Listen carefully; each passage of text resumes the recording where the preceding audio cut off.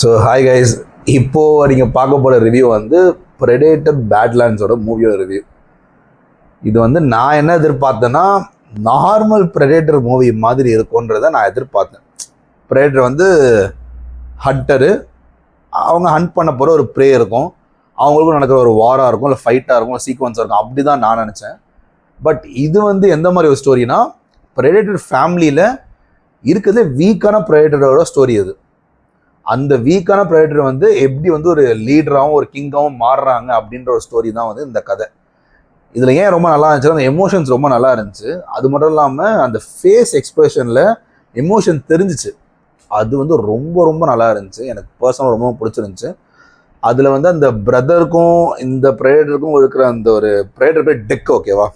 So டெக்குக்கும் அவங்க பிரதருக்கும் இருக்கிற அந்த ஃப்ரெண்ட்ஷிப்பாக இருக்கட்டும், இல்லை ஒரு பிரதர்ஸ்குள்ளே ஒரு அண்டர்ஸ்டாண்டிங்காக இருக்கட்டும், அதெல்லாம் வந்து ரொம்ப ரொம்ப ரொம்ப அழகாக எடுத்திருந்தாங்க. ஸோ மூவி எப்படி போகும்னா, அவங்க அப்பா வந்து இந்த டெக்கை கொலை சொல்லிடுவாங்க. பிகாஸ் ரொம்ப வீக்காக இருக்கான், நம்ம கிளானுக்கு செட் ஆக மாட்டான், ஸோ கொன்றுங்க அப்படின்னு சொல்லும்போது அவன் பிரதர் வந்து இல்லை, அவன் ரொம்ப ஸ்ட்ராங்கான ஒரு பர்சன், அவன் ப்ரூவ் பண்ண போகிறான் அவங்கள அப்படின்னு சொல்லிட்டு வேற ஒரு பிளானட்டுக்கு அனுப்பி அந்த பிளானட்டில் இருக்கக்கூடிய ஒரு கிரியேச்சரை கூட்டிகிட்டு வரணும், இல்லை கூட்டிகிட்டு வரணும், இதுதான் டாஸ்க்கு. அப்படி கூட்டிகிட்டு வந்துட்டா இவன் ஸ்ட்ராங்கான பர்சன் அப்படின்னு சொல்லி ஃபேமிலியில் அக்செப்ட் பண்ணிப்பாங்கன்னு சொல்லிட்டு அனுப்பி வைப்பாங்க. ஸோ அங்கே போனதுக்கப்புறம் என்ன நடக்குது, அந்த வேர்ல்டு எப்படி இருக்கும்னா, ஃபுல்லாக நிறைய அனிமல்ஸ் இருக்கும், நிறைய கிரியேச்சர்ஸ் இருக்கும். அதெல்லாம் வந்து நம்ம வரைக்கும் பார்க்காத ஒரு விஷயமா இருக்கும்.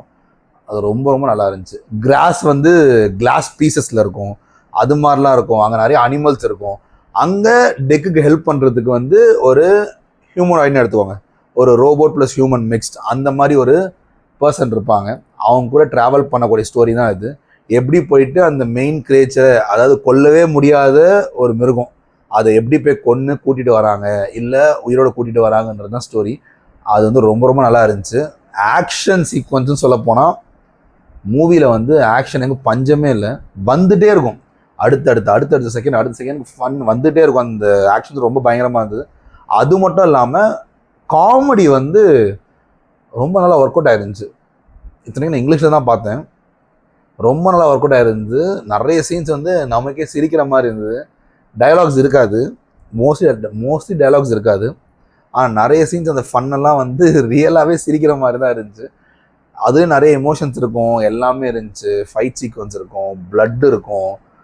அப்படியே அந்த எவல்யூஷன் இருக்கு இல்லையா, ஒரு வீக்கான ஒரு கிளான்லேயே ஒரு வீக்கான பர்சன்றதை தாண்டி அதுலேருந்து அப்படியே ஸ்ட்ராங்காக கொண்டு போயிட்டு மென்டல் திங்ஸ் எல்லாம் யூஸ் பண்ணி, நிறைய ஐடியாஸ் யூஸ் பண்ணி டெக் வந்து எப்படி வந்து அவங்க அப்பா கொடுத்த சேலஞ்சை தாண்டி போயிட்டு எப்படி ஜெயிக்கிறான் அப்படின்றது தான் ஸ்டோரி. லாஸ்ட்டில் என்ன ஆகும்னா, லைக் இதெல்லாம் நடந்ததுக்கப்புறம் டெக் திரும்ப வந்து அந்த கிரியேச்சரை திரும்ப கூட்டிகிட்டு வந்துட்டு அவங்க வேர்ல்டுக்கு வர மாதிரி இருக்கும். வந்துட்டு அவங்க அப்பாவை ஃபேஸ் பண்ணுற மாதிரி இருக்கும். அதில் தான் வந்து அவங்க அப்பாவை வந்து வின் பண்ணிட்டு அந்த கிளானே வந்து டெக் எடுத்துக்கிற மாதிரி ஒரு கிங்காக உட்கார்ற மாதிரியான ஸ்டோரி இது. இது கண்டிப்பாக பார்க்கணும். ஆக்ஷன்ஸ் வந்து ரொம்ப டாப் நாச்சில் இருந்துச்சு. பாருங்கள், பார்த்துட்டு சொல்லுங்கள் எப்படி இருக்குன்னு சொல்லிட்டு. Bye guys.